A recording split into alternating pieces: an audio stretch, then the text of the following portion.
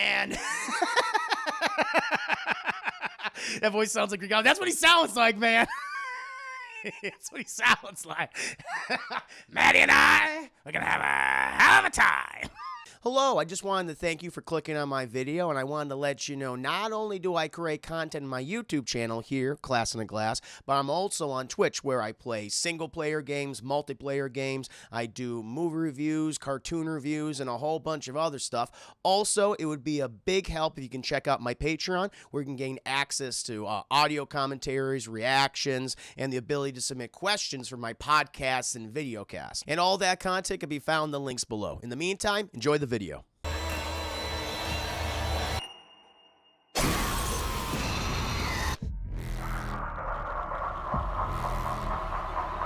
But now, I do want to say at the top, I'm going to be doing a spoiler review, okay? A spoiler review for Malignant. This is not a regular review, chat. I'm going to get into the nitty-gritty details, a scene-by-scene breakdown. This movie just came out this past Friday, so I'm giving you ample time. If you need to step away, come back later. Please do so. I totally understand. But I got to talk about this movie because everyone else is fucking talking about this film. It is driving a divide between people, chat. Between the film-going community, between audiences, between critics. And I have my own thoughts and opinions, as I imagine some of you do as well. Thank you, The Darkness Calls Stone, for the follow. You're my new Huckleberry. Welcome to stream. There are people that love this movie. There are people that fucking hate this movie. And there are people that are just like kind of completely ambivalent to it, saying it's fine, but it's nothing special. And I really want to get into this chat. You know, to get brief background. This is James Wan. You know, he is the creator of a number of successful franchises, whether you like him or not. And I have to say, he created the Saw franchise. He created the Conjuring verse. He's the guy behind Aquaman and Aquaman 2. He directed what I think is his best work, Furious 7, the 7th chapter in the Fast and Furious saga, chat. Not counting, you know, some other spinoffs that have been happened before then, you know.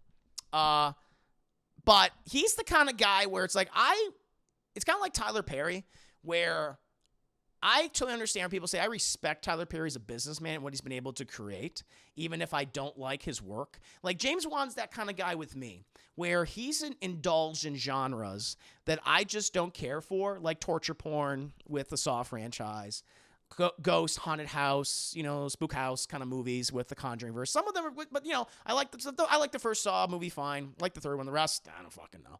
Conjuring verse films. I like the first Conjuring verse movie. I like Annabelle 2, which was the prequel. Outside of that, not my thing. I was not a fan of Aquaman. And like I said, I am a fan of Furious 7. And he's one of those guys, like, I admire him as a businessman. He's created billion-dollar franchises. He's done very well for himself. And so all respect to him. I tip of my hat to him, no doubt. I'm just not a fan of him as a creator in general. And so I was already kind of going this movie like, all right, we'll see, you know. And I will say, after watching it, it's not what any of the trailers have been showing. Because what they've been showing in the trailer, not that it doesn't indulge in some of the things we often see James Wan indulge in. Okay, because all the trailers show this off as a ghost movie. It's another spook house film. You know, haunted house movie. That's what the trailers are all showcasing. You know, the marketing, I think, of this movie has been bad. And because they've all been saying the new vision of terror from James Wan, like nothing you've ever seen before. And what they show in the trailer is everything you've ever seen before from him for the past 10 years. And so I can see why. And I think that's also one of the big reasons why. There's another reason, but I think that's one of the other big reasons why this movie has underperformed so much. It was released day and day on HBO Max along with going to theaters. I think it cost like around $40 million to make, $40 million. Box office right now, 15.1. So this is not going to be, I don't think, a big hit. I don't know if this is going to be a new franchise. I don't know if it'd ever need to be in the first place. But I don't think it's going to see a lot of repeat business unless people are excited for the twist in the movie, which we'll get to. We'll discuss. Overall, chat, like I will say that before I get into a lot of the nitty-gritty details of this film, this movie is 3 movies in one. And I think that's a big problem. The first third of this film is a straight up, this is another ghost movie, another haunted house film. He's indulging all those tropes we've seen him do all the time. And I was kind of like, I'm just fucking done. It's not that, though. The second third of the film is a mystery film. It's like a whodunit where you already know. You kind of, by the end of the third act, you kind of figure out what's going on. You know, even if you don't know, even if you pretty much figure out what's going on, except for one surprising aspect they reveal at the end of the second third, going into the last third. But it's kind of like a whodunit where you're pretty much already, you're like, okay, you've pretty much figured out what's going on. And then the last third of the movie is a straight up action comedy. That's what it is. And so it's these three different things, and I personally don't think they mesh well. I will say I think the last third, just because of how audacious it is entertaining. I don't know if that was James Wan's intention, was to make it so comedic. Perhaps it was. But the other two aspects of the film, the first two thirds, it's just the same shit. And I'm just kind of, and to me, it wasn't worth all of that. Movie's under 2. Movie's just under 2. I think it's like an hour and 50 minutes. It's pretty long. And like an hour, like hour 51 or something like that. And I don't know if those first two thirds are worth the big set piece stuff we get in the last third. Outside of some of that other stuff, the acting is not great. There's some really bad dialogue. Annabelle Wallis, I don't mean to hate on her. I talked. She's been with James Wan before as a part of his Conjuring verse. She played a character. Funny enough, she played the wife in the first Annabelle movie. And I didn't particularly find her all that good. Here, it's like, you know, maybe it's just they don't give her enough to do. Again, none of these lines, none of this dialogue is helping anybody. There are some really bad supporting and tertiary characters here. It's just, you're just kind of surrounded by people you don't really like, you know, or maybe they're just playing it up. And I guess that's the thing, because that's the other thing about this. A lot of people they've been saying this movie's an homage to Italian horror, and that's a genre I'm just unfamiliar with. I just don't know too much about that. I've seen some Fulci zombie movies. Outside of that, I know nothing about it. I just don't know. And so I don't have anything to compare it to. But even if it is an homage, it's like, does it still work for that individual? It's subjective, of course. But yeah, overall, I think it's kind of a mess of a movie. I don't outright hate it, but I don't think this is going to be anything. I don't think this is going to be the new franchise. It's going to have its fans. And they're going to, like, James Wan has some very diehard fans that really love his work. And I think it's going to be held up among the rest of his stuff that he's done, Saw and Conjuring, etc. But for someone who may not be the biggest fan, I don't know if this is going to change any minds. That's just me. I know a lot of other people have been really enjoying this film. And so, you know, it's just causing a divide. I think it's interesting. We can do some more discussions later on. But Chad, I gotta go ahead and get into the scene by scene breakdown, chat. And we're getting goofy right at the start. We start out, chat, at Arkham Asylum. There's a reason why I'm wearing this shirt today. Okay, because we start out at a very CGI-heavy coastline with the biggest asylum I think I've ever seen. Tim Burton would look at that and go, okay, that's just too much, honey. That's just too much. You gotta tone that shit down. This thing it's an asylum the size of a skyscraper. And I'm like, all right, here we go. And we cut to this doctor chat. The year is 1993 of the year of our Lord. Hey, thank you so much for the 4 biddies. Hogwarts, another great comparison. Yeah, it's Hogwarts. It's like if Hogwarts and Arkham Asylum had an abomination baby. And they birthed this building, this skyscraper-sized asylum. I'm like, it's like, is every crazy person in the world in that? It must be. It's ridiculous. But we're out where we see the facade of this giant skyscraper-sized Arkham Asylum, chap. And we cut, and there's fucking, the electricity's going in and out in the windows. But we cut to the office chap. I believe the character's name is Dr. Weaver. Dr. Weaver, it's 1993, and she's somehow filming on an iPhone. I don't know how that's fucking working, but she's filming on an iPhone, chat. And she's talking about, I'm going to talk about Gabriel. By the way, chat, the character's name, we've seen all the trailers, his name is Gabriel. I am not going to call him Gabriel for the rest of the review. Okay? I'm not giving him that name. All right? His name, so just so we all know, his name is no longer Gabriel to me. It's Little Taters. His name is Taters, chat, and I will explain much later on in my review why I'm calling him Little Taters. All right? That's his name, chat. So she's like, Taters is running amok. He has control of electricity. He's electro, and I'm like, I don't know, what are you talking about? What do you mean he controls electricity? He controls electricity, and he's controlling technology around him. And already I'm confused. But I'm like, all right, Marvel Buff Nerd, thank you so much for resubscribing. Thank you. 10 months, only 2 months away from a full year of support. Thank you, Marvel Buff Nerd. Absolute pleasure to have you here. Like taters, like potato taters. Yep, like a potato. And I'm gonna explain why.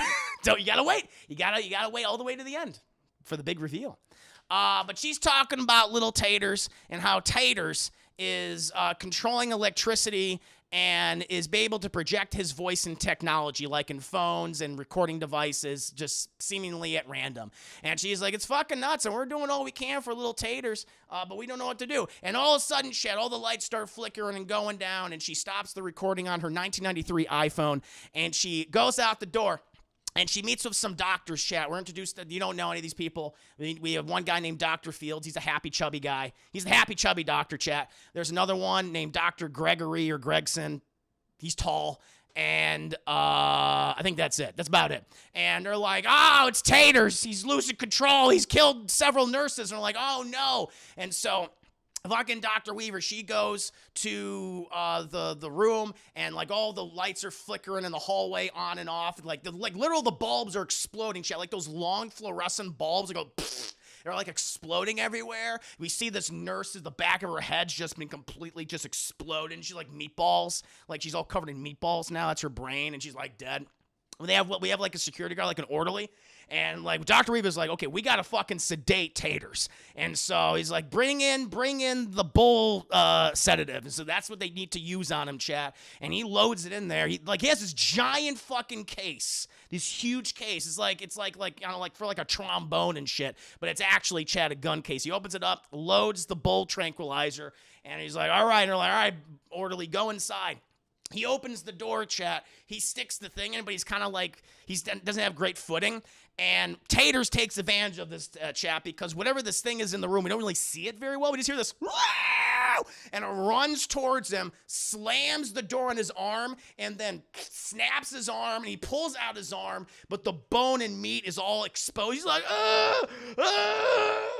and he falls down because he's going into shock, while Dr. Weaver, she grabs the gun with the bull tranquilizer, chat. She fucking opens the door and goes, and she shoots Taters, chat, we assume, and go boom, and they fall down.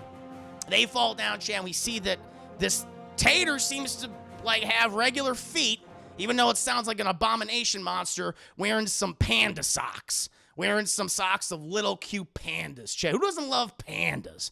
And fucking Weaver's like, all right, get Taters strapped to the chair. And we see we all enter the room at this point. Thank you so much for the 4 biddies, Luke the boss.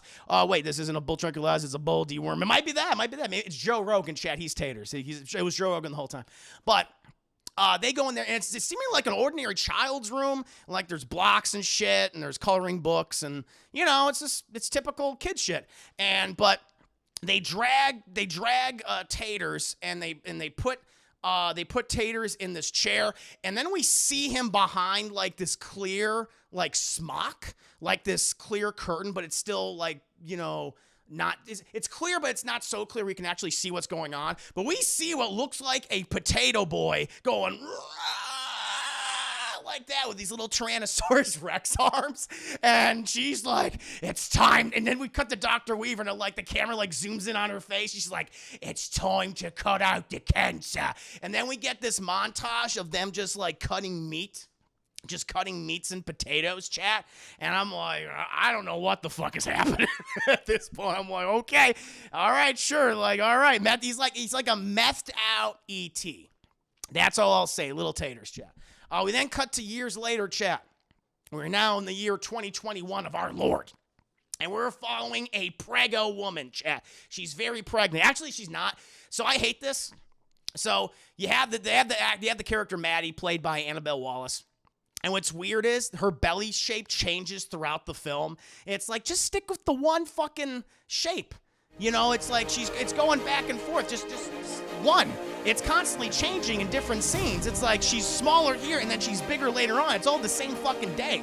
Unless she just grew 3 inches in 2 hours. Ladies, I'm no expert, you know, in pregnancy, but I don't think your belly goes grows 3 inches in 2 hours. I don't believe so. Chat. Xvara Gaming, thank you for the raid.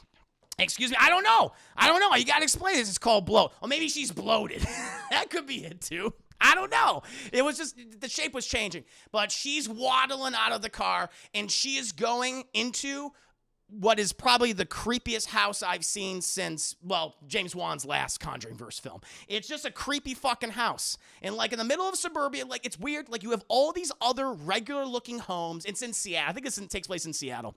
You have all these wonderful looking homes. And then there's just that creepy fucking house that like everyone's like, yeah, that house is bad. Where it's all overgrown. There's a creepy ass tree. There's weeds everywhere. And it's like, this seemingly ordinary person lives there. And I'm just like, I don't get it.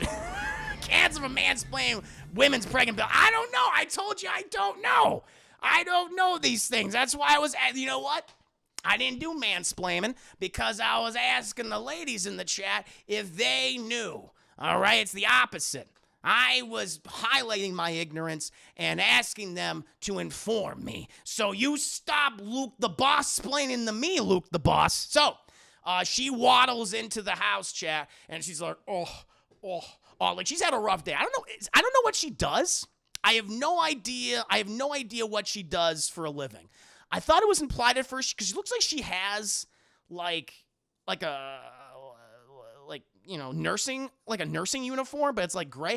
I don't know. I got the impression that she worked at a hospital. I could be wrong. We never go back to there. We never go back. She got scrubs. Thank you, Hayden. Scrubs. I always forget that word. Scrubs. And I assume she works at like a clinic or something. But maybe she works at a dentist's office. I don't know. No, is she a waitress? I don't think she's a waitress. Is she? I didn't catch it. She did say she was a waitress. I didn't catch it. It just looked like she was wearing scrubs. I thought she was like a nurse or something. But she waddles up the stairs, and we're introduced to the obviously abusive husband, chat. And he's like, and there's very much there's a stereotype, I think, for the abusive partner, the abusive husband, chat, where he's on the bed, he's laying on the bed watching UFC. So the film's kind of like, fuck you people who watch UFC. He has dark circles under his eyes, and he's snacking, and he's getting crumbs over the bed, and he's wearing flannel. And for whatever reason, I've seen so many movies where the abusive spouse, typically the male, is always wearing flannel.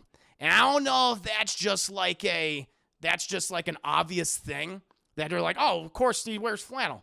You know, it's like people who wear flannel like are uncivilized and are more prone to abuse. Very fucking weird. I didn't understand she's a nurse. Okay, I watched it with my mom, who's a doctor, and she mentioned being a nurse. Okay, there you go. Thank you for the confirmation, Mr. Harris. But it's very weird.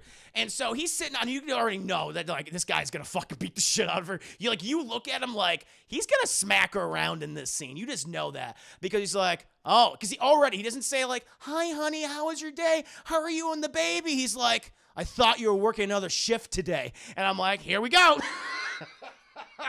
Buckle up, Chad. Here we go. And I'm like, okay. And she goes, oh, well, they let me get off today because I'm fucking pregnant and my feet are swollen and my belly keeps growing bigger. And so they let me get a day off. He's like, all right, whatever. I'm like, this guy, I don't mean to, harp on Derek. I think that's the character's name is Derek, or this actor. What's this guy? Derek Mitchell, played by Jake Abel. I don't want to harp on him too bad, but he is not good in the movie. He's really bad. He's really bad. And he gets some of the worst dialogue. But you can already tell that she's doing certain things that are just priming the punch that's coming to her. You just know it. And it's like these seemingly innocent things that, people will be like, well, who gives a shit? But you could tell this guy has a hair trigger, chat. And so he has the UFC show playing like really loud. These fucking, you guys are like punching the shit out of each other, and she goes and she takes the remote, which is laying on the bed. She turns it off. He's like, hey, I was watching that. And she's like, it was really loud, and my head really hurts. And he's like, oh, okay, whatever. And she goes, oh, and he's like, Maddie, I mean, you're putting yourself through all this, okay? You're putting me through this, all right? And she goes, well, this happens when you get pregnant. You become more sensitive.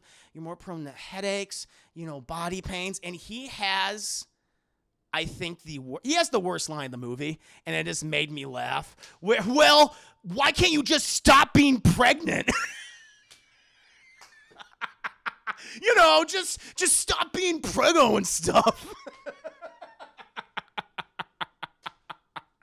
And I'm like, what? Stop being like, pregnant and having a baby or whatever. And she's like, why are you saying that to me? He's like, well, you fucking lost the other 3. And she's like, well, we can try again. It's like, and the thing is, you don't understand, like, how, unless he was just so different. That's what usually happens. People get in these abusive relationships. The abuser is seemingly so different before they actually get in the relationship and they start abusing. I don't know if that's like a common thing. It's just weird to me. But he brings up the fact that she had like 2 other miscarriages, and she starts crying. He's like, Jesus Christ, man, just shut up. And he grabs her head, chat. Grabs her head and goes, bam! And just hits the fucking dry board. Hits the wall, chat. It goes right fucking through it. Goes right fucking through it, chat, and she just falls down, and you just see this bloody mess there, and he's like, oh, baby, I'm so sorry. I didn't mean to do that. Oh, I'm going to get you some ice. And it's like, you fucking piece of shit. Luke Moss, thank you for the 4 base. To be fair, I think he says stop getting pregnant, which is still stupid because he's helping. I know he's helping that occur. I think he said stop being pregnant. He stop getting pregnant. I thought he said stop being pregnant. In any case, it's a bad line. I feel triggered. And it triggered me too. It's like, first of all, I mean, already spousal abuse in a movie. I mean, already you see that's like, gets it mad. But I have a thing where I really dislike violence against pregnant women because, they're growing another fucking human being. They're more sensitive. There's, their body's going through a fucking metamorphosis. And so to mistreat them, that really gets me pissed off. And so I was already kind of like, I was already expecting him to lose it. I'm like, Jesus Christ. But that's neither here nor there. But he fucking slams her head through the fucking dry board.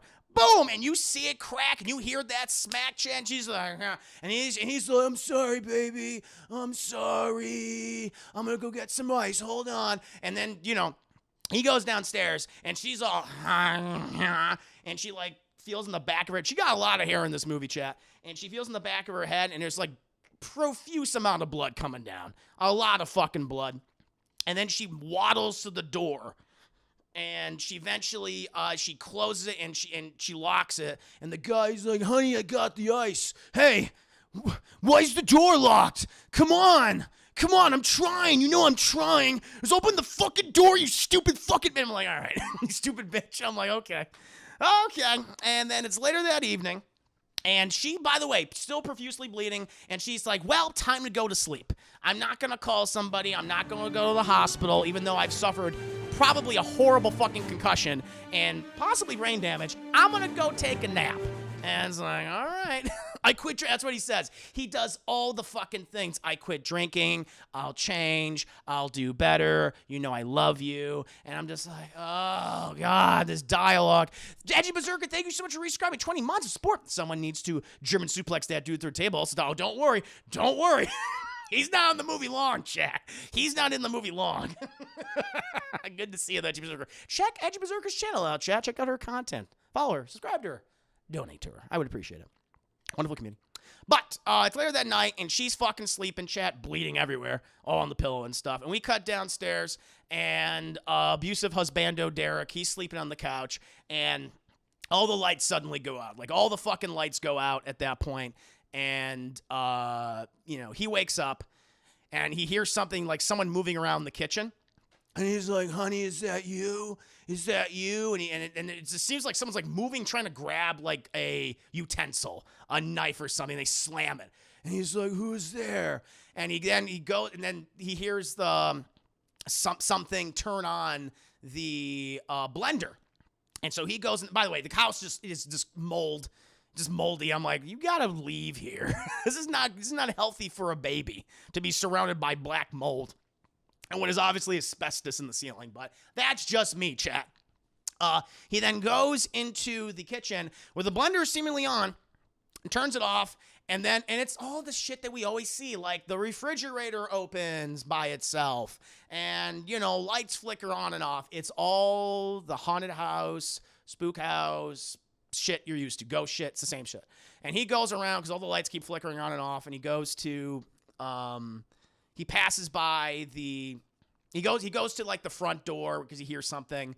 But then as he passes by, you see something sitting on the couch. You see an individual sitting on the couch like this, straight.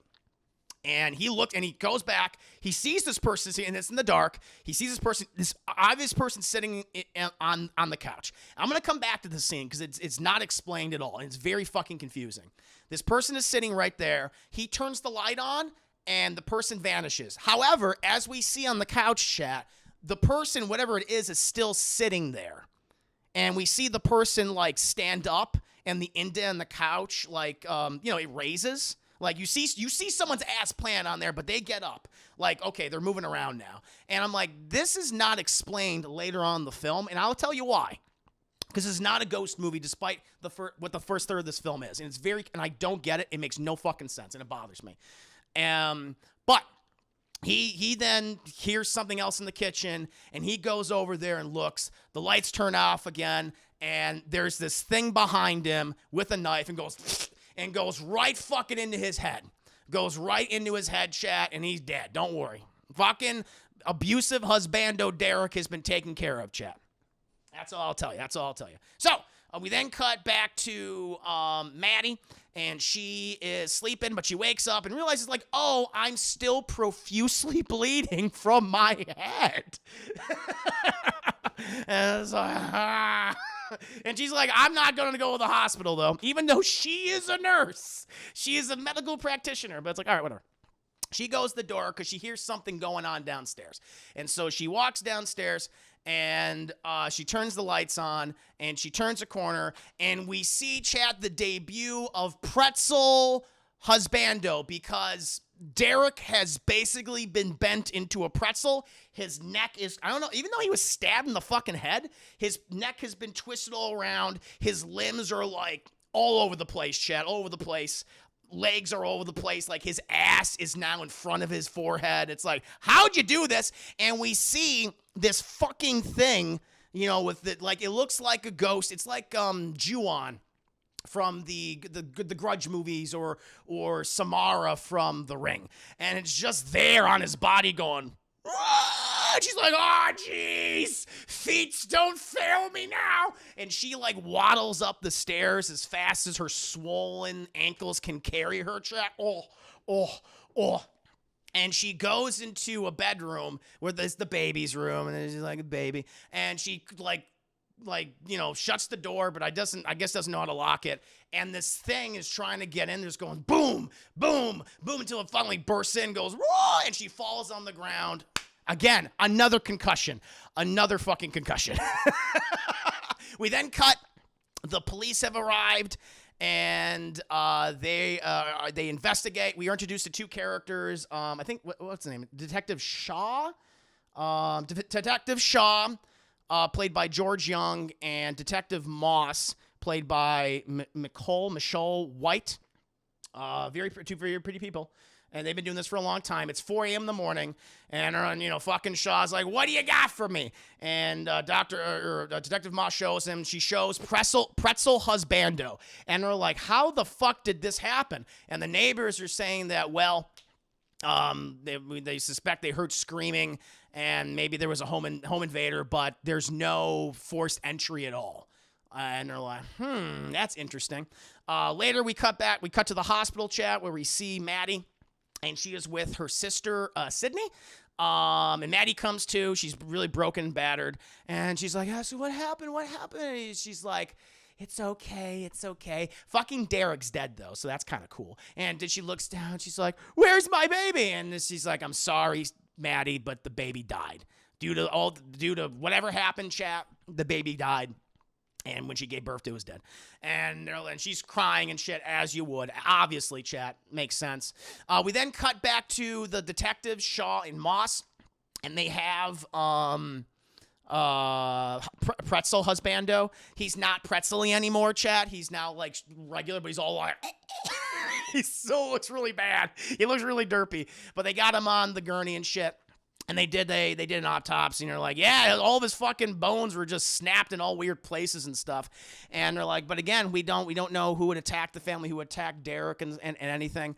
But they learned, apparently, by interviewing all the neighbors around the neighborhood, they say that Derek would often smack around Maddie, like, all the time. And they're like, well, that's the fucking motive. The wife did it. But then how could the wife have, turned the husbando into a pretzel? And I'm like, that's a good question.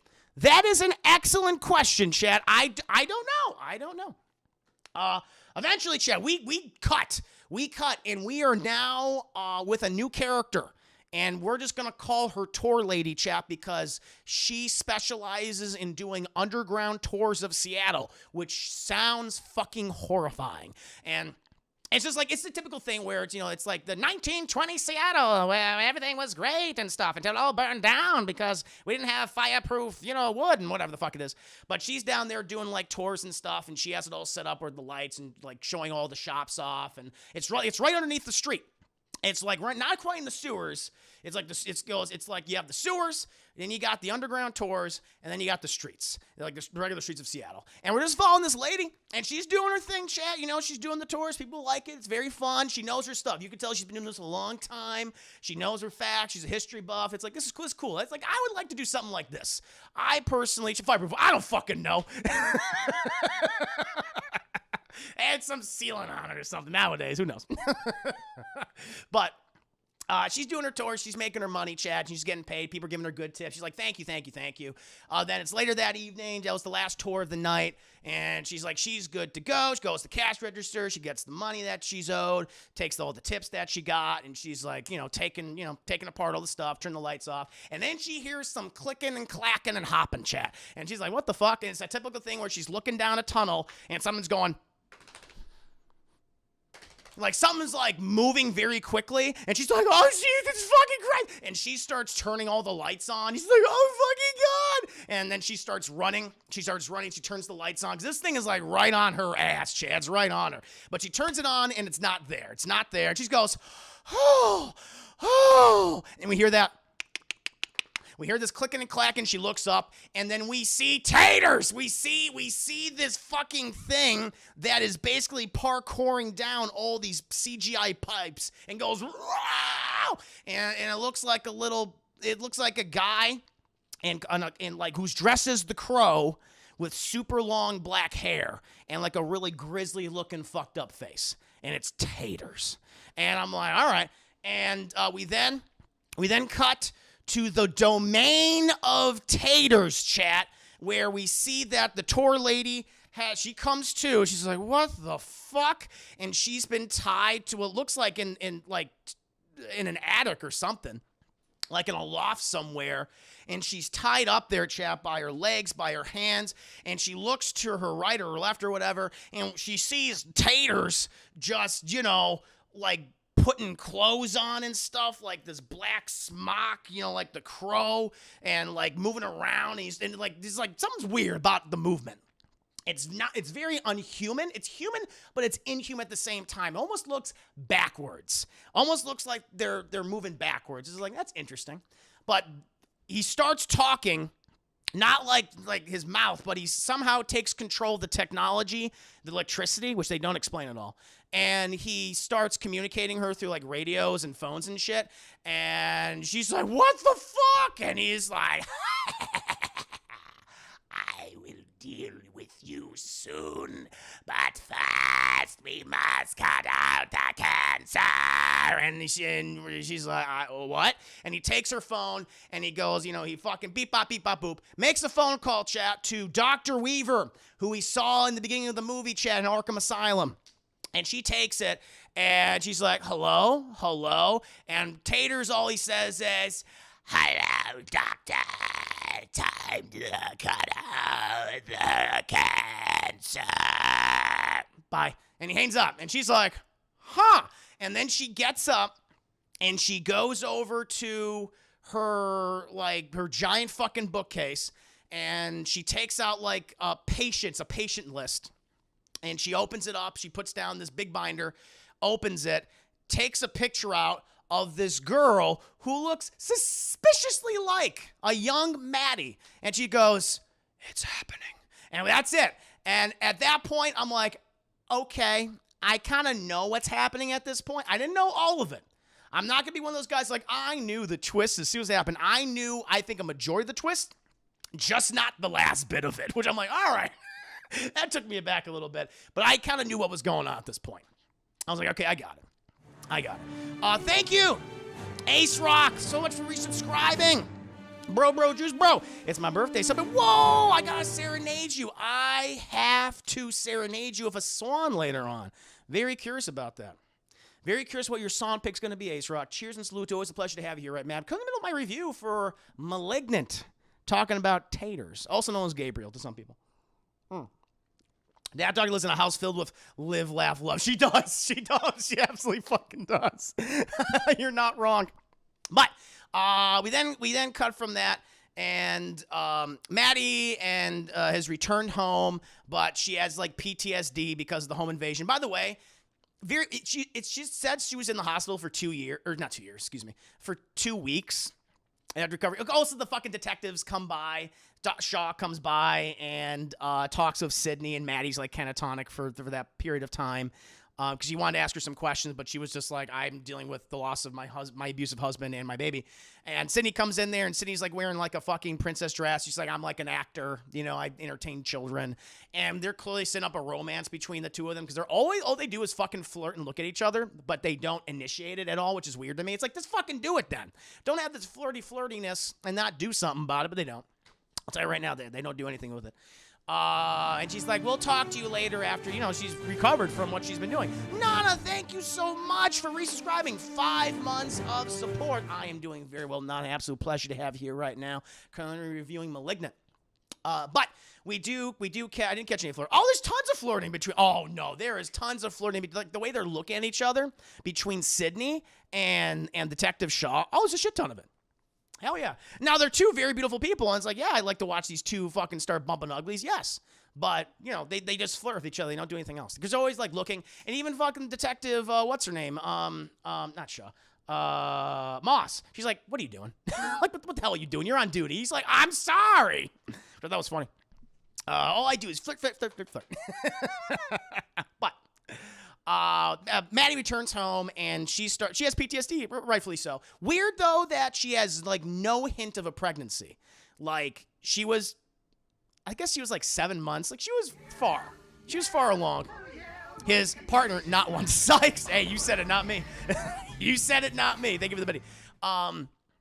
But she is so skinny here, and maybe because she just didn't eat because she was in like that. I'm not gonna talk to me, so maybe you can explain that. But she's like, you don't look like a woman who was pregnant only 2 weeks ago. So I call bullshit on that. However, she comes back home, and you could tell that she has PTSD. She starts freaking out. I think there's like a fucking scene of her seeing TATERS. Maybe there was. I don't know. More of the haunted house stuff. But then it's the next day or whatever, and she decides to put deadbolts on all the windows, fucking starts hammering like wood on the windows so no one can get in. Eventually, her sister Sydney comes by trying to get in the house, but it's all fucking locked up. And while Maddie's upstairs looking at the spot where her fucking head slammed into the wall, Chad means concave and shit, Maddie's like, hi! And Sydney's like, hi! She's like, oh! Like it's a fucking little jump scare. Because she climbed into the second story window, lets her in. And she's like, my key didn't work. And Maddie says, well, I put deadbolts on the doors. Well, that would explain that. Yes, Sydney, it would. And she's like, there's mom's lasagna's outside. I want the fucking squirrels to take it. I don't want squirrels in lasagna, Maddie. But Maddie's all sad and shit, which, I understand. But, her whole performance is like, I am sad. I am sad, and I am going to give exposition occasionally. And she sits on the bed and stuff, and Sydney's like, listen, I know you've been going through so much, I can't even imagine. But I just want to tell you, I'm here for you. It's good that Pretzel Husbando is dead, that he turned to a pretzel, because fuck him. Because she shows, like, Maddie shows where Derek Pretzel Husbando hit her head into the wall. And she goes, like, fuck that guy. And she's like, I know you're going through a lot because of the baby. And then Maddie starts talking. She says, I just really wanted, you know, despite, and she's kind of fucked up what she was saying. She's like, you know, despite, you know, being married to Derek, like, I wanted to have a baby. She does the whole thing, which I'm like, all right, this is Stockholm syndrome. If only I had a baby, everything would be okay. No, it would not. But you know, Sydney's like, Maddie, no. And she's like, I just wanted a biological connection with someone. And Sydney's like, we're sisters. Mom's still alive. And she goes, no, Matt. And there's the big twist in the movie.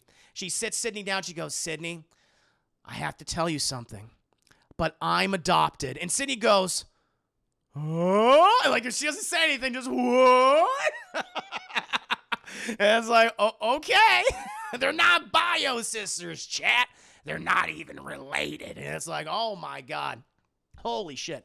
Later that evening, Maddie's just doing laundry and shit. And while she's loading the laundry up, chat, she looks to her left, and there's a woman going, get out of my house! And she's like, whoa! And she fucking freaks out. She flips out. She's like, what the fuck?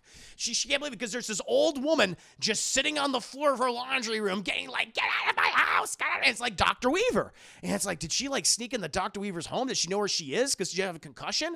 But then we see right above Dr. Weaver is TATERS. TATERS is there. And then all of a sudden, all of Maddie's kitchen becomes a CGI nightmare where everything like dissolves away and she's covered in shadowy CGI. And she's now in the home, chat, of Dr. Weaver, who we see get fucking pummeled to death by little TATERS, chat. Where TATERS takes her trophy, her medical trophy, chat. It's that fucking, you know, it's the sword with the things wrapping around her or whatever. It's the symbol for like medical professionals and shit. And he takes that and he just goes to fucking town, just bashing her brains in, like everything. There's blood and meat everywhere. So Dr. Weaver is killed. TATERS then takes the thing back home. And, you know, fucking Maddie's like, ah! She's all screaming and shit. But TATERS, for whatever reason, doesn't seem to notice her at all. She's just observing TATERS' crimes. Thank you, W3, for the movie. This movie sounds like it's very predictable. Is that the case? It's very predictable. It is. It's very predictable. I mean, I refigured out what most of the twist was. Not all of the twist. I'll say that. I figured out what most of the twist was, but not the final little bit. When we transitioned over the third, I was like, okay, I didn't expect that. But I got most of it, I'd say. Maddie's all scared and shit, you know, freaked out about it and everything. And she's like, oh, Jesus fucking Christ. We see TATERS go back to his domain, and he starts like, he takes the trophy, and basically that's his machete. That becomes his Freddy's glove. That's like his iconic weapon, where it says, it's like this golden dagger that says excellence on it. And he's like sharpening it and make sure like it fits into his hand. Meanwhile, you have the tour lady trying to escape, and he fucking throws the dagger at her. Doesn't hit her, but he says, you ain't going anywhere, bitch, okay? I'm saving you for later. And she's like, Jesus, fuck. Okay, great. Eventually, we cut to the detectives, Shaw and Moss, who then go to Dr. Weaver's home, and they find what's left of her, chat. She's basically, she looks like spaghetti. She looks like Italian cuisine that was just smushed, that was dropped on the floor, and the mom panicked, and she like scooped it up, but then she was crying because she spent so much time making it, and she dropped it again. That's what Dr. Weaver looks like, chat. Like, just Italian cuisine made by a loving mother who was just really stressed out, who was crying, that just fell on the floor. And they're like, oh shit. Well, what's going on here? I mean, what's her deal? And it's like, oh, well, she specialized in childhood deformities, and she worked at Arkham Asylum in the 80s and 90s. And I go, huh, interesting. Well, let's see what she was looking at. And thankfully, Dr. Weaver left out all the evidence on her table, what she was looking at the time, and they find the picture of a little girl with dark hair who looks very much like a young Maddie. And they're going, I don't know what this is about. Well, I guess we'll pocket this for now. We'll come back to it later. It's like, okay. Eventually, we cut from this part right here. And I think, oh, yeah, that's it. So I think Maddie, like, talks to Sydney and about, like, she saw someone die, and Sydney's like, you're just stressed out. She's like, no, I saw someone die. Like, this is like crazy and shit. She just take some time for yourself, okay? You need to take some time. I'll be here with you. And then it's like later that night, and it happens again. She's like, she ends up in another dream state. And then we cut chat to the apartment of the happy, chubby doctor that Dr. Weaver worked with, and he's in his little apartment, and he's on the phone with Dr. Gregory, or Gregson, whatever his name is. He's like, I can't believe Dr. Weaver ended up looking like spilled spaghetti, like Italian cuisine made by a wonderful mother who dropped on the floor twice. I can't imagine what's going on. Dr. Gregory's like, I don't fucking know, man. And he's moving around, and then the window behind him opens, and he turns around. There's no one there, but there's water all over the place. And he's like, I don't remember opening this window. And he goes over to the window, looks out. I don't see anybody. He then goes to the closet, opens the closet, takes a towel out, and he does the thing which we all would do. He's not just getting on his fucking hands and knees. Like, no, I'm going to throw the towel on the ground and just use my foot. And I was like, that's the most believable thing in this movie so far. I'm like, I would do the same thing. Takes a towel, throws it back in the closet. He goes to bed. But then we cut underneath the bed, and something's under the bed, chat. And they're going to play with his little piggly wigglies, but he doesn't grab him in time. But he gets into bed, chat. And we see, like, he's next to that famous Silver Cup building in Seattle that has the Silver Cup, like, big neon sign. And he goes to bed. He's enjoying himself. But then we see Taters. Like, come out from underneath the bed and start crawling on the wall and shit, and then drop down ever so quietly and takes out the knife that says excellent on it. And this is when Maddie wakes up, or not wakes up, but she's observing this.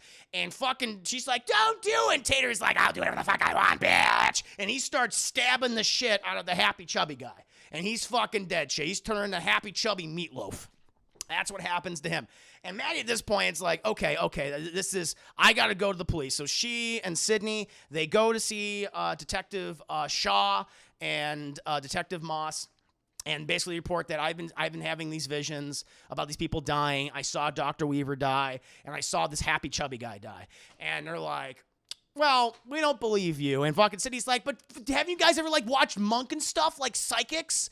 Like, just have a psychic talk to her, and so it'll be obviously like it's the truth. And then fucking Shaw and her are flirting back and forth, and Moss is like, this is stupid. But you know, they like, all right. Well, you know what? Just to placate you, just to get you out of our hair, we're gonna go to this apartment complex of this guy you say is near the Silver Cup. They don't even know who he is at this point. They have no idea.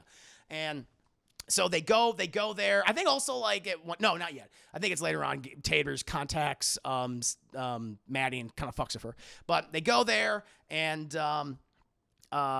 Sydney and Maddie are there, and Shaw and Sydney are flirting back and forth and shit. But eventually Shaw and Moss, they go into the apartments, and because Maddie says it's definitely on that floor near that sign, they're like, all right. So they go to that specific floor, they start asking the neighbors certain things. All the neighbors seem to be okay, but then they go to the last, apartment, knock on the door, no answer. The door is open. Seemingly it's just open, chat, because did fucking Taters break in that way? Doesn't seem like he did, but who knows? They go inside, and then Moss finds the meatloaf body of the happy, chubby guy, Dr. Fields. And she's like, shit, it's true, with the Silver Cup neon sign right out there. And eventually they take,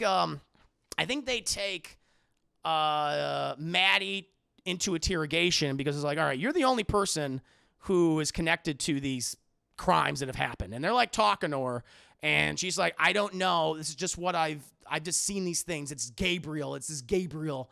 And I don't know who he is, but he seems familiar and stuff. And then all of a sudden, they're like, we know it was you. Just admit it. It was you the whole time. And she's like, it wasn't me. And then all the fucking light bulbs in the room explode because of electricity and stuff. And then phones, like one of the detectives' phone starts to ring, and it's from caller unknown. And she's like, Taters wants to talk to you.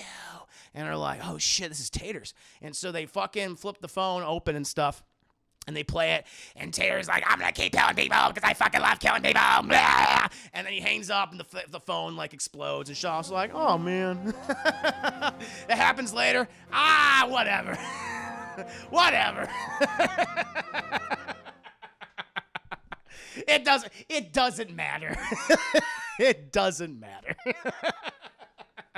Thank you for the video, though. And then after that, she like leaves, and then she goes to this mirror, and she feels Gabriel's Tater's presence in something. Eventually, she's like, I gotta figure this shit out. And so Sydney and Maddie then go visit her mother, who like has this property at the childhood home, and like no one's been there for a while. We were introduced to mom, and she's kind of like a hoarder. She's like a hoarder, and she's in a wheelchair. She's on oxygen. Their dad passed away. And, Sydney is like, or, their mom's like, oh, Maddie, I love you the most. Come here, hugs for mom. And she's like, Mom, I wanted to ask you something. And she's like, sure. And she's like, do you know about Taters? And she's like, Taters? That's a name I haven't heard in a long time. She's like, you know who he is? She's like, yes. I remember Taters. And so they go inside the home, and she's kept everything on VHS, all these memories. And they put in this one video, and it's when Maddie's like having her birthday, because they adopted her. They're like, when we adopted you, they told us your mother died. And we were even though we were sad for your mother's passing, we were so happy to have a beautiful child that she provided us with. But we have a video, and where we first started mentioning Taters. And they put the video in, and it's like a birthday party for Maddie, and it's very sad because she was a weird kid, and none of her friends showed up, and none of her classmates showed up from her class. It's like, it's sad. But despite that, the family made her a cake and shit. It's nice. And they're going, happy birthday, dear Maddie. Happy birthday to you. Maddie keeps, like, looking to her right or her left or something. She goes, stop saying that. That's not nice. And they're going, Maddie, who are you talking to? She's like, I'm talking to Gabriel. And they're like, oh, is Gabriel an imaginary friend? And she goes, I don't know, but Taters, I call him Gabriel. I call him Taters. And is Taters like your imaginary friend? She goes, I don't know. He says mean things. And then they play like another tape, and it's like at Christmas. This is when their mom was pregnant with Sydney. And we see, like, on the phone, like, we see in the Christmas tree, like, dad's recording, and he hears, like, fucking mom's, like, making stuff in the kitchen, Christmas cookies and shit. And then we hear Maddie talk in the background, and the dad takes the camera, and he goes in there, and he films from, like, the kitchen in the living room, and it's Maddie, like, talking on a phone, like a child's, like, play phone. And she's like, I don't know if I should do that. I don't like what you're saying, Taters. And the dad's like, what the fuck is going on? She's like, no, I don't want to hurt Mom. I love Mom, and I love my little baby sister. Stop saying these things. And Dad's like, what, Maddie, what's wrong? And she's like, nothing. And she fucking hangs up. It's like, all right, something's going on. Something weird's going on. If his name was actually Taters, I would 10 out of 10 name for imaginary friend. That's a good name. That's a fucking good name. I wish that was his name. Nothing! And they're like, at this point, Maddie realizes, okay, Taters is real. Taters is real. Like, this is a real thing, a real guy. I don't know. I mean, I knew this person. And for whatever reason, she forgot all of this as she got older. Like, she just, I don't remember any of this, which is weird to me. We'll get to some of the other stuff later on about why this is. There's a lot of inconsistency in this movie. But she's like, I completely forgot Taters. And it's like, okay. Even though she interacted with him a lot, apparently, back in the day when she was a kid. We then come back to the detectives, and Detective Shaw actually finds a connection between the doctors. He finds that the happy chubby guy and Dr. Weaver knew each other. They worked at Arkham Asylum in 1993 and all these cases and stuff. And that they worked on all these cases dealing with children who had deformities and things. And he also, I think at this point, he also realizes that the person, I think he has like another guy on it, like, hey, help me find this girl here. And the girl is Maddie, but she went under a different name, like Emily. And he goes, oh shit, there's the fucking connection. And like the person who was involved, like with her other doctor, other than the happy chubby guy, Dr. Fields and Dr. Weaver, was this guy named Dr. Gregory. And he's like, well, this is all fucking connected. I have to immediately go and see Dr. Gregory right now. And so he goes to Dr. Gregory, chat. Meanwhile, fucking Maddie, she has another like creepy CGI dream where she sees Taters enter the domicile, the apartment, the very expensive and beautifully decorated apartment of Dr. Gregory, chat, in downtown Seattle. And she's like, oh no. And he's like in a fucking, cause yeah, she's at her bathroom and she's like wiping the mirror and she sees Dr. Gregory in his own mirror and he goes in the fucking bathtub using electronics, which is very dangerous, Dr. Gregory. I would not do that. Come on, you're a doctor, you're a medical professional. You know not to be on your fucking iPad and, have your TV right there when you're taking a bath. Well, that shit falls in there. What if the killer, what if Taters pushes that shit in there and you electrify the death? You do know he has power over electricity. Don't you? So she sees all this, and it cuts. And when we cut back to Dr. Shaw, who enters the premises, the door's open again, and he goes in there. He's like, Dr. Gregory, are you doing okay? And he goes into his bathroom, and Dr. Gregory's just been fucking disemboweled in the bathtub, just going, oh, just dead. But then Maddie, she's seeing this, and she sees not Dr. Shaw, but she sees Detective Shaw enter, and she's like, Detective Shaw, you're like really cute and hot, watch out. And he's like, what? Because Taters is like on the ceiling like fucking Spider-Man, just looking at him going, Wah! And it fucking jumps down on him, and they start battling, chat. Like Taters starts trying to stab him, but Detective Shaw, he ain't no buster. He ain't no busted shit. He ain't no punk buster. He can hold his own against Taters, and he kind of kicks Taters' ass. Thank you. Thank you so much, Mr. Link 501. The following, my Hugbear. And so he sends Taters running. Taters is like, okay, I can definitely, like, Taters, he's strong. He's ungodly strong. But for whatever reason, like, he cannot beat this very sexy Asian man. And he's like, I can't do this. It's too hard for me. I can beat the hell out of an old woman, a happy chubby guy, and, a guy who is practicing very dangerous things in his bathtub. But I cannot beat this very handsome Asian man. It is way too difficult. And so he fucking takes off running. And what is so amusing to me, because this is when we actually see, we start to see a lot of Taters here. We actually see his face, and his face is like really fucking gross. He's got like two eyeballs. Like the eyeballs like right here, and the other one's like right up here. And like he has like a mouth of like these disgusting looking teeth. And it looks like he's just like made of meat. He looks like he's made of meatballs. And I was like, this is weird. He's all like in like really tight black leather like the Crow. But when he runs backwards. And so it looks like his arms are cracked like the elbow's here. What if the elbow came out here? Like he cracked the arms back and he's running backwards like that the whole time. And it's like, it's very weird. And it's like, okay. And it's kind of, it's like, it's creepy, but it's also extremely funny to me. And so fucking Detective Shaw is just chasing after this weird backwards potato meatball boy, who knows parkour. Like, this guy is going through apartments. He's going down a fire escape, and he's just doing flips. He's just grabbing on the shit. He's flipping backwards. He's just twirling in the air, like somersaulting. It's like, how the fuck can this potato boy, Taters, do all this?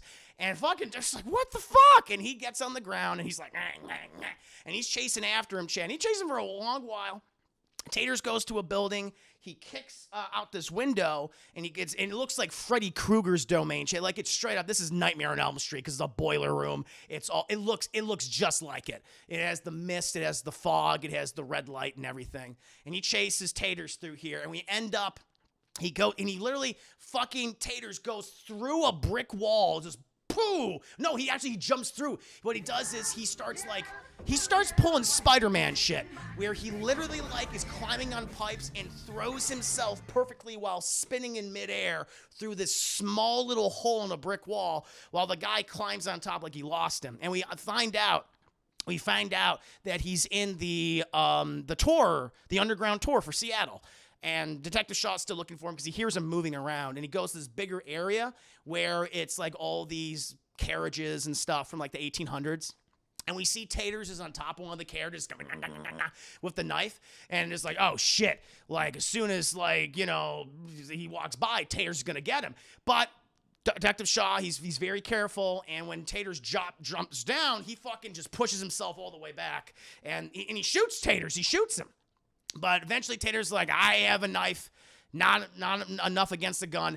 And he uses his parkour abilities to scamper up a wall and shoots himself into the next level, and he's gone. And Detective Shaw's like, what the fuck happened? He had no idea he's like, how this all happened. He's like, okay, Jesus. Eventually he gets a call from, like right then and there, because, that person, like, from Maddie or something, and that she saw Dr. Gregory die. He's like, all right, fuck. I got to bring in this hypnotherapist. We're going to bring in a hypnotherapist, and we're going to, see what, Maddie knows about TATERS, Gabriel.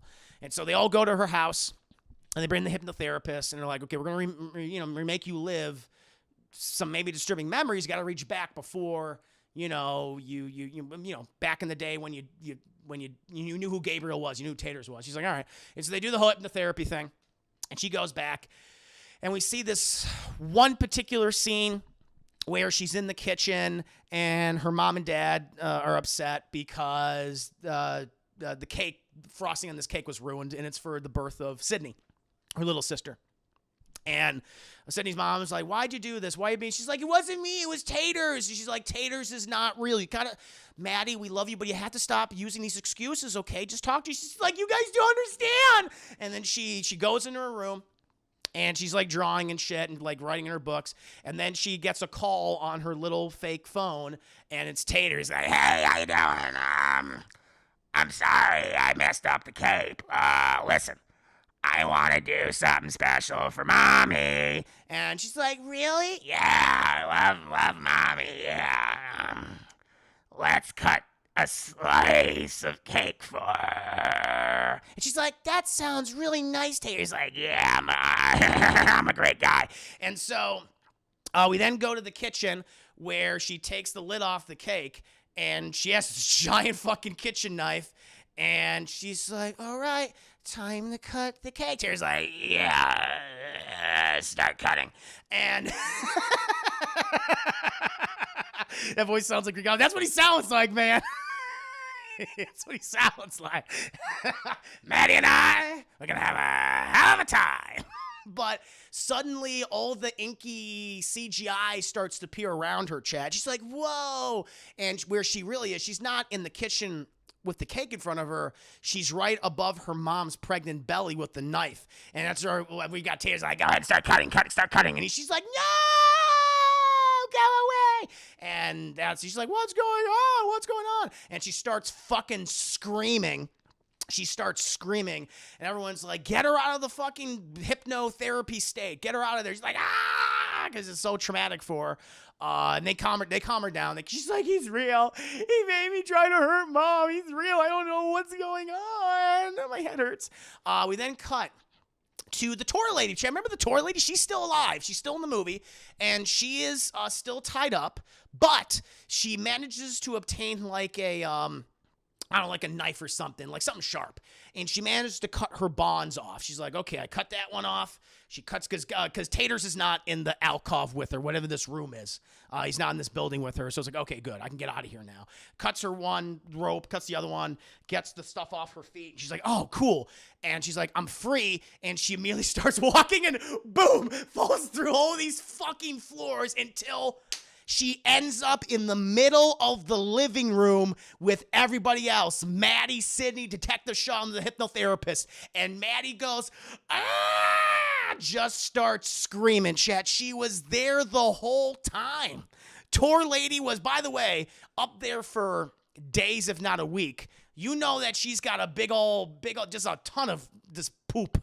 She's been pooping. She's been peeing the whole time. That's what happens. But bum. But she was there the whole time, chat. And she falls through like 3 fucking floors. Boom. And then crusty undies, no doubt. And she's like, ow. She's not dead. She's just really fucked up. And the detectives arrest Maddie. They hospitalize the tour lady. Sydney's like, what the fuck is going on? Doesn't make any sense. Maddie couldn't have done these things. They're like, it's obvious, okay? It's obvious what happened, Sydney.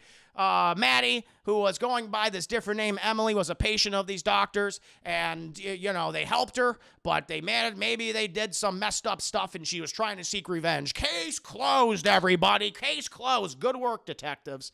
And Sydney's like, no, it's not true. I'm going to find out. I'm going to go to Arkham Asylum myself and find exposition. And they're like, go ahead and get your exposition, Sydney, but it's a case closed for us. And so they go up into the attic, which is where it was, Chet. He was in, like, TATERS was in the attic the whole time. He was already inside of Maddie's home.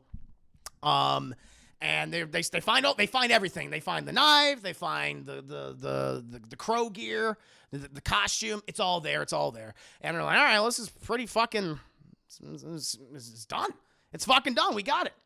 After that, I think that's when we had the interrogation scene with, like, fucking, but I said it earlier, but whatever. Doesn't matter. And then she's put in a lockup. She's put in a lockup of all these other female prisoners. We then cut to Sydney, chat, who goes to Arkham Asylum, which has since become abandoned. They abandoned it, chat, but they kept all of their records, which this does not actually happen, chat. Like, if you're going to condemn an asylum, you take all the records. You take all the records, you download them, you copy them. They're just not there.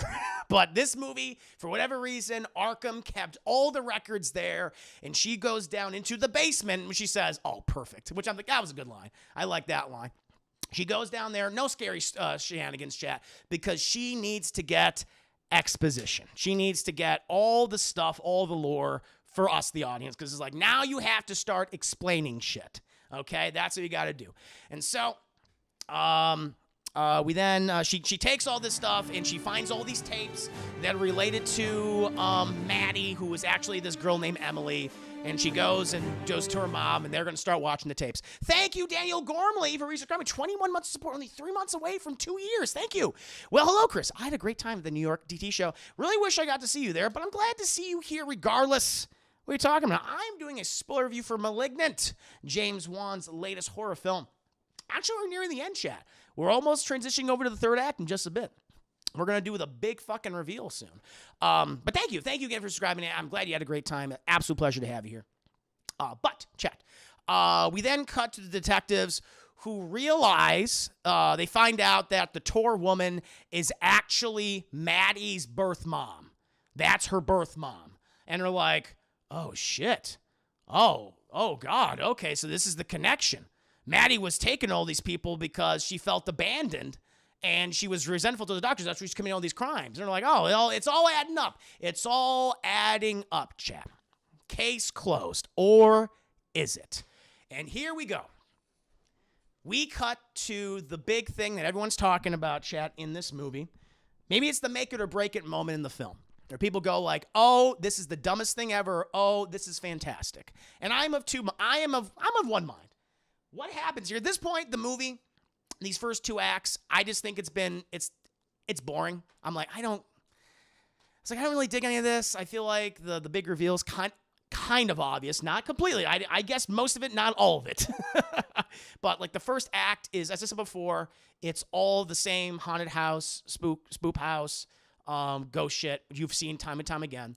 The next third is a mystery thriller whodunit, where you kind of really figured out who's doing it. And it's like, all right.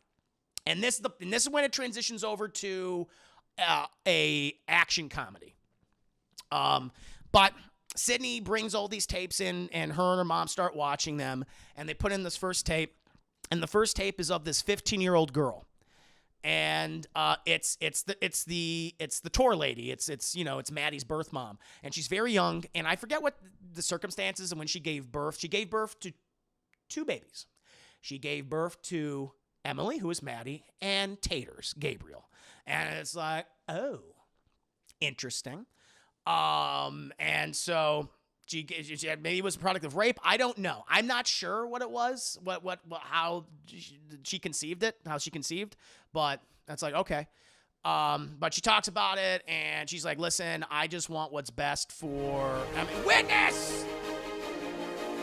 Witness me, the Moon Cocoon. Thank you so much for that raid. How you doing? Currently doing a spoiler review for Malignant, the latest James Wan horror film. Everyone's talking about it. The Moon Cocoon. Tony Moon. Thank you. Hope you're doing very well. Thank you. Thank you for the 5 biddies. They meant she was raped. Of course. Super religious. So they were religious and they raped her. Okay. Jesus. Oh, my Lord. Thank you, Chad. Thank you, Thunder Tracks of the Follow. You're my new Huckleberry. Welcome to stream. Rain Felicia, good to see the Moon Cocoon Raid. That's a fucking great name. The Moon Cocoon. Very good. Very good. Witnessing. I am witnessing you. No, welcome to the stream. We're at the big fucking reveal moment of the film. It's so exciting. But we see Tory Lady, who's a young girl. I don't know her name. Emily May or something. I don't fucking know. But it's Maddie's mom. And she's talking to Dr. Weaver and how she's like, listen, I just want what's best for Emily Maddie. Can you promise me to take care of her? And she goes, Weaver's like, of course we will. Of course you will. But she's like, I want to ask you about TATERS, Gabriel TATERS. And she's like, TATERS is the devil. And I'm like, all right. And then we transition from that. And they're like, all right, TATERS. So TATERS big reveal. It is Maddie's brother. It's more to it. A little more to it, chat. Little more to it than that. Because at the same time, we go to Maddie, who is in the jail with all these this is just like a medley of stereotypes where we have the butch lesbian stereotype in this cell. We have the sassy 1970s like black stereotype in this cell. It's very weird. Like this collection of people that are in this prison. Like, it's like, why, what? It's just odd to me. I was really taken out of it. I was really taken out of the scene. And all these women are being super aggressive towards Maddie for some reason. They're just like, straight up Foxy Brown, 1970s, like, is this someone trying to do like a Pam Grier impression? It was odd. I was like, okay. And all these women, for whatever reason, are like, we want to beat the shit out of Maddie. And they proceed to do so. And she's like, stop it. And then all this stuff's going on, and all the electricity starts going out. It all starts exploding and shit. And then, chat, we cut back to Sydney and Mom. And they're watching a new tape of Maddie, Emily, talking to Dr. Weaver. And it's just seemingly ordinary. They're Dr. Weaver is just asking her, it's like, how are you doing? Is everything okay? She goes, TATERS keeps telling me things that I don't like. And she goes, what's TATERS saying to you? He's saying that he wants you to die and that I need to kill you. And I don't know what to do, Dr. Weaver. I really like you and I'm scared. And she's like, listen. TATERS has been sedated. He can't hear anything you're saying. Open up. Tell me about little TATERS. And she's like, little TATERS is the devil. And she goes, Maddie, do you mind if we show everyone little TATERS now at this point in the movie? And she goes, well, everyone's been waiting for it at this point, so I guess we should. And so she picks up the camera, and we cut behind her, and TATERS is attached to the back of her head and back, and he's a little potato boy going, "Rawr! And I'm gonna kill you all!" He's a little potato boy. That's glued to the back of her fucking head. They're Siamese twins. That's what it is, chat. And he's this fucking little ridiculous like E.T. potato puppet. And I'm like, this is. I already knew this was happening. I'm just like, okay, this is gonna be the big reveal. They're Siamese twins, deformities, that thing. And they explain. He's just, and the whole time he's going, rah, rah, fucking kill you bitch. I'm like, oh, it's amazing. I'm like, oh my god. And they start, and the mom and Sydney are like, oh my god, it's horrible. It's like, no, it's not. It's a fucking comedy. It's like Basket Case. Like that movie that came out like in the 80s or maybe it was early 90s. It's like really low budget shit about that normal guy, but he has this fucking abomination attached to his waist. And he's a tumor. That's what he is, Chad. He's like a parasitic twin, where he's a super evolved parasitic twin. I mean, he's still like a potato boy. He's got like this fucking gross head attached to the back of her head. He has like a rib cage and stuff. He's got like a little dinky and things. But he also have these little T-Rex arms that are always like, like, I'm gonna get you, I'm gonna fucking get you, I'm gonna choke the fuck out of you, you bitch, like that. And Dr. Weaver starts explaining how Taters and Maddie share the same brain. And so she is like, she can see in the back of her head because like we see the chubby guy who got turned into meatloaf early in the film. He's holding up cards and she's showing him the Taters, and Taters like apple. And like, you know, he's basically projecting into Maddie's brain. She's like apple, car, etc. All this shit. They then go into the fact that he somehow has control of electricity and is able to project his voice into electronics. I don't know how that explains how he can turn invisible, because he turns invisible in one point in the movie. Remember when and this is what I'm talking about, Chad. Like, James Wan is very inconsistent with this shit. When the scene where the dad, or not the dad, excuse me, where Pretzel Husbando is looking at this thing that is on the couch but just gets up and is like, but it's seemingly invisible. It doesn't make any sense. And I'm like, what the fuck is this? And the thing is, Taters, his abilities range. He has super strength. He has parkour, all this shit. And we don't know why. And we haven't gotten to the best part yet. We haven't gotten to the best. It's a tumor. He's a tumor boy, Chad. He's a potato boy. I'm not joking. Jorge, thank you for the follow, my new Huckleberry. And they're seeing all this shit. And eventually, like, you know, the doctors, then we cut to the video where Dr. Weaver was recording it the day where they're like, we got to cut out the cancer because fucking Taters keeps killing people all the time. And it's like, we got to remove him from Emily. And so they sedate both of them. And that's where the opening is, where like they're literally cutting him away. They remove his face, they remove his rib cage from her back, which why does she doesn't have any scarring? I don't know. She should be horrifically scarred, chat, but seemingly does not. They remove his little dinky. They remove his T-Rex arms and shit. But they couldn't get rid of all of him because, and this is the big fucking reveal, because they share the same brain. So what they do is, and I'm like, I don't think you can actually do this. They literally just push his face into the back of her head. And like, cause he's like a brainy boy face now, cause his eyes are like, he's like little teeth and shit. And they literally just stamp his face down into the back of her head and sew the back of her head back up, chat. And so that's the reveal, because then immediately like, wait, what? And then we immediately cut back to the prison cell where fucking Maddie is screaming, and we see Taters burst out of the back of her head, chat. And he takes control of her body. That's what it is, Shed. He bursts out and goes, and everyone's like, what the fuck? And he gets super strength, and he just gets, I don't know how this, I don't get it. He has super strength now, and he literally starts taking people, ripping their arms off, putting his arms through people, stepping on their faces until they're spaghetti, gouging, like ripping people apart. He fucking rips a baby out of a pregnant woman, and I'm like, all right, Jesus Christ, this is a little much. It's a little much. And what's so funny about it, because this is when it's an action film. This is when it's an action comedy, because he's all going, rah!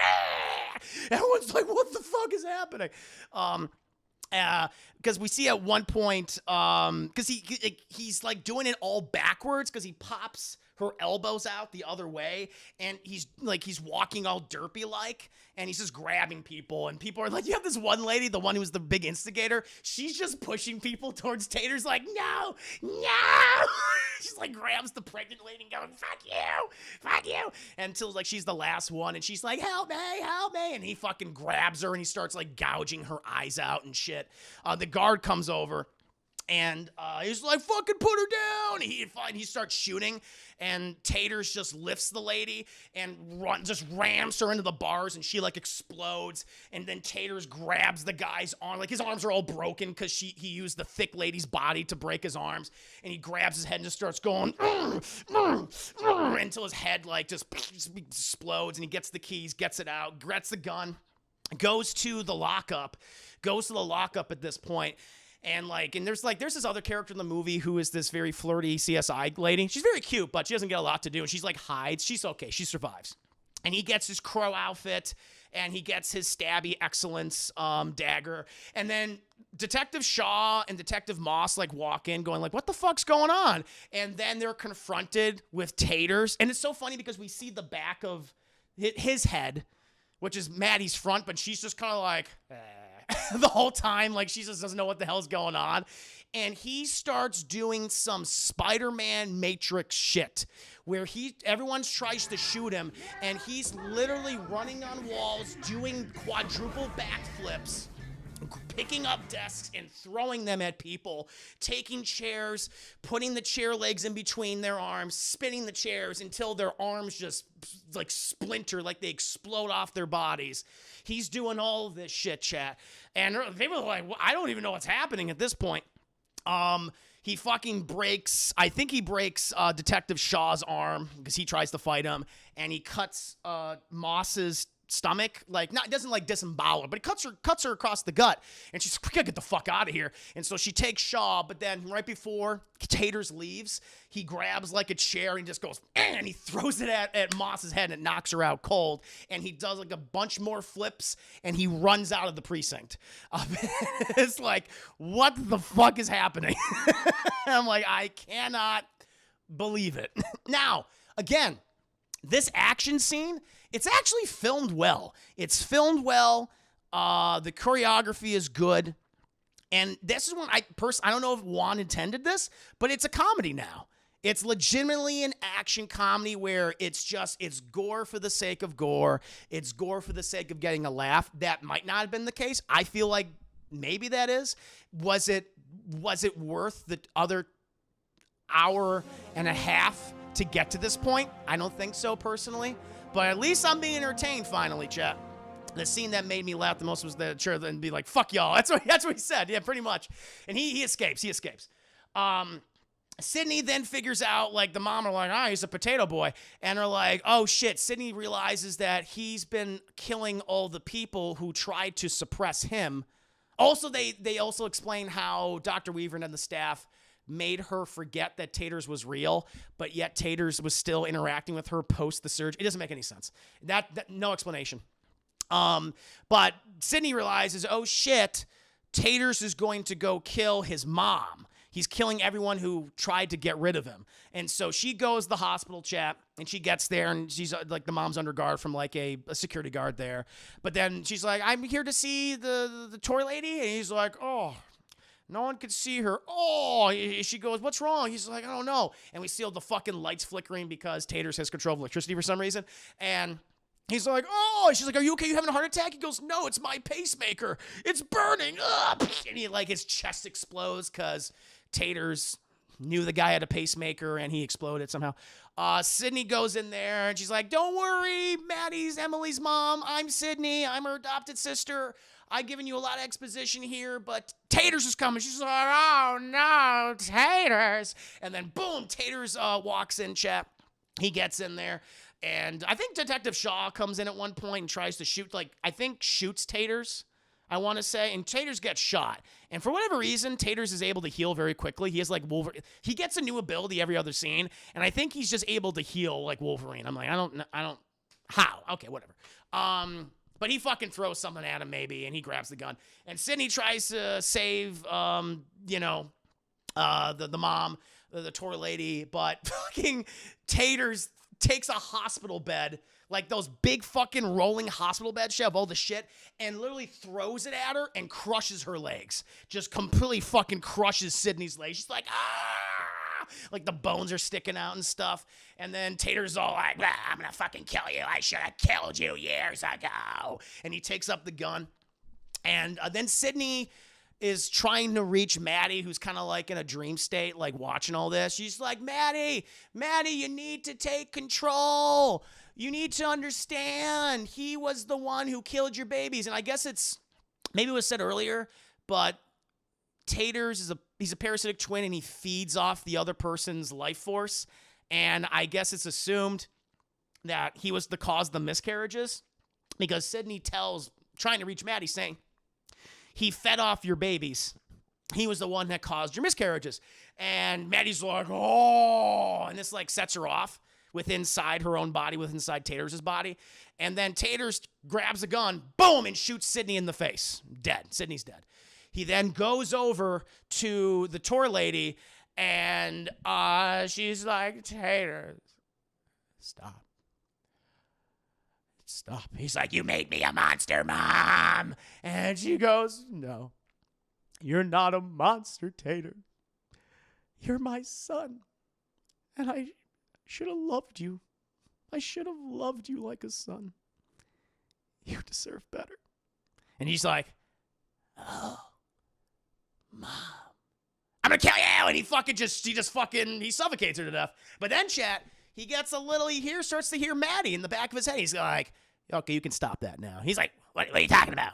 What are you talking about? And then she's like, this is not actually happening. And we go inside, and then it starts to dissolve around Taters, and it's all red and shit. Like his color is like black and blue. Hers is like orangey red. And it dissolves around him. And then Maddie and Taters are facing each other. And she's like, it's done. I'm in control again. He's like, you can't control me. I'm stronger than you. And she goes, you can't hurt anyone I love anymore. Okay? You are my brother, but you've done horrible things.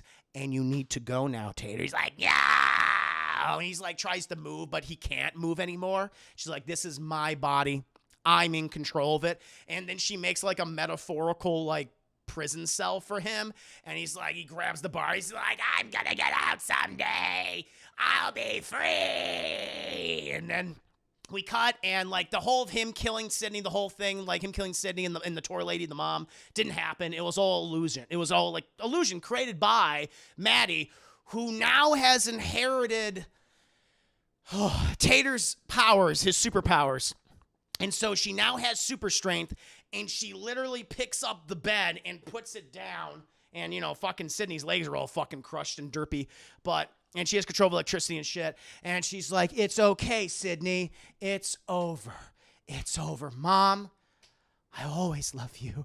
Oh, Sydney. And then we cut, and we see a light bulb flicker. And that, my friends, is James Wan's 2021 film, Taters. I mean, Malignant. Malignant, chat. Listen, I think the last third of this movie is fun. It's fun to watch. Was it earned? Not really, in my opinion. It's on a technical level. Was the action filmed really well? Yes, I think it was. I'll give it that. I'll definitely give it that. But the first 2/3 of the film, to me, it's just boring. It's just boring. The first third, again, as I said before, it's the typical haunted house, spook house, ghost house shit, which we've seen 1,000 times. The next third is a detective story, which we kind of already know, the whodunit. We kind of already figured out most of it. Like, I figured out that Taters was her twin, a parasitic twin. I did not figure out that he was still inside of her. Oh, we also see that he goes back inside of her head, and she has Wolverine powers where her head perfectly heals. Like, they give her so many powers. I'm like, it doesn't make any sense. And the acting's not that great. You don't really like any of the characters. The dialogue's really bad. And so you're kind of just left with that last third, and it's really rough. It's a really rough movie, which I'm a fan of body horror, and like, believe me, I was like, oh, you know, but I don't know. I think it's too long. It's too long. Spends way too much time getting to an obvious, a fairly obvious twist that maybe a lot of people guessed at, but didn't know all of it. Didn't know all of it. Like, I'd say 70, we knew like 80% of it, but then that final 20% is like, holy fucking shit, he's still attached to her. All right, I didn't know that. Didn't expect that. Thank you, by the way, for all the biddies. Thank you, Ducking Henry. Thank you, Luke the Boss. Thank you, Ty. I'll read G's comments in just a second. Just wrapping up my thoughts. But yeah, it's just it spends too much time getting to what I think is the fun part, the comedic part of the movie, whether it was intentional or not. It might have been unintentional, but what I found entertaining. And so yeah, it's like it's one of the best comedies of the year, and I think one of the worst horror films of the year for me. A lot of people are loving this movie. I get it. A lot of people are disliking this movie, and I get it. I don't know. I think, like, for the most part, it would have been some old bullshit. Like, it's very close, but I think maybe I had to give it like a low rental, like a super low rental. There's a super low rental because there are some well-done things in the film, but I think it's the acting, the writing, and the ridiculous nature of some things just really hold it back. So yeah, I'm gonna go with a low rental. It's a fairly low rental. That's just me. It's a New York movie. Tiger Eye, can't wait for Malignant 2. Twice baked. Better than Army of Darkness for me. I mean, true. Does Karen count as a horror movie? I guess, yeah, it does. It does. Every time Knocker's reveal was so funny, it bumps the whole thing. Randy, I couldn't stop laughing. I couldn't stop laughing either. Believe the horror movies with as much fun as you were having. I thought you were going to give Matt May. No, doing bad movie reviews is one of the best things. I got to give it like a low rental. We just like Wesker. Hey, Chris. Complete global saturation. Thank you. Taters. Taters forever. Spuds die never. Spuds never die. But he's straight up, he's a little potato boy. That's what he is. Woo! Maybe I'm see. No, I'm glad. I think people, no, I'll tell you right now. I think people should watch this. I'm not going to discourage you from watching this. I think you should absolutely fucking watch this movie. Check it out, because you may end up, there's people that love this film. I know there's people in the chat that really enjoyed it. Like, no, watch it for yourselves. Watch it for yourselves. Oh, let's go 5 out of 10. That's fair. It's a New York Mrs. Tiger G, I can't wait for Malignant 2 twice big. It sounds like an effective parody. There was a point when I wondered, is this going to be the thing where she's doing it in a split personality, and then the final reveal made me go, oh shit, yeah. A little potato boy inside of her head. I just want James Wan to direct Aquaman 2 so I can see Yahya Abdul-Mateen as Black Manta. Shoot high-pitched beams out of his head. And IMAX again. Lanley, Tates forever, Spuds die never. That's pretty good. Thank you again, guys, for all the support. Rental for me, but I could see Matinee. If you say bullshit, though, I'm totally disagree. Fair enough. Edgy. It's dumb, but I had a good time watching it from my house, says Ty. Worth the review. Thank you. No, I hope you guys enjoyed the review. It's what a ride. It's a fucking wild ride. Thank you, Knowing Woman, for the biddy as well, for the Doge biddy. Yes. It's fun. That's why I was like, I got to do this. I got to talk about this film, because there is so much fun stuff to get into, whether to make fun of or just to indulge in. Should we get a Fall from Grace award this year?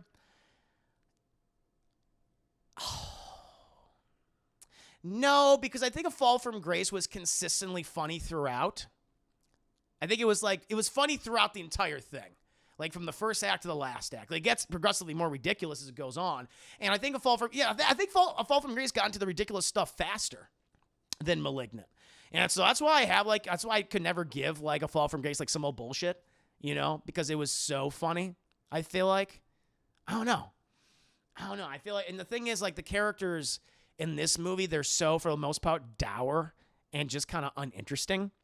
And I'm just like, I don't like the Maddie character and the Sydney character, and I'm just like, I don't really care about any of these people. And the husband who was so stereotypically abusive, I was like, oh my God, he's hitting every fucking trope. So, and it's on HBO Max. Oh no, I'll tell you right now, don't go to the theater to see this. I'll tell you right now, this is not worth a theater experience. Watch this at home. Watch this at home with your friends or your family. That's my opinion. That's how I did, and I'm like, yep, money saved, money in the bank. Did you hear they took all the best parts out? I did. It sucks. I'm very disappointed by that. I'll never have that. I mean, I'm sure there's a version you can find on YouTube. I want the OG cut. I want the OG cut of A Fall from Grace, chat. The original. It was fun for me. The eating of air cut. It was fun for me. Plus, the ashtray bitch cut. Because I think people are overhyping the bad parts of this movie. It's not bad to me. Just generic. It's generic. I agree. Like the first 2/3 is just so generic. It's just like we've seen this 100 times. And from James Wan. Gabriel's played by 2 actors. Taters, Bat Boy. The physical form played by Mariana Mazeppa, who will also be Alicia Trevor in the new Raccoon City movie, and Ray Chase is the voice. Yeah, I could play Taters. Chat, if I could do the voice of Taters, like if Ray Chase can't come back, I will provide the voice of Taters. Mm-hmm. That's what I'll do. It's more funny than that, and there's actually, it is. No, it is. It's totally worth the theater experience, hearing people's reactions to prices. I guess that's true. People are going like, what the fuck is happening? That's not bad. Yeah. Ashtray bitch cut. Yeah. Oh, the Fireflies, they removed the ashtray. No, I hope not. They better not have. That's iconic. But no, I mean, listen, it made for a very fun review. That's why I wanted to do this one. I hope you guys enjoyed it. But I'm sticking by my rate. I'm giving like a low rental. Last third, though, entertaining. Very entertaining and fun and very comedic, chat. The first 2/3, rough. A little rough. But hope you enjoy this review. I am going to take a quick break, my friends. Going to take a quick break, and I'm going to refreshen my beverage, fresh that up. And then I'm going to come back, and we're going to play some Psychonauts 2, which I've not played yet. I'm very excited. But in the meantime, my friends, please entertain yourselves amongst yourselves. I shall return. Stick around. Like a parasitic twin.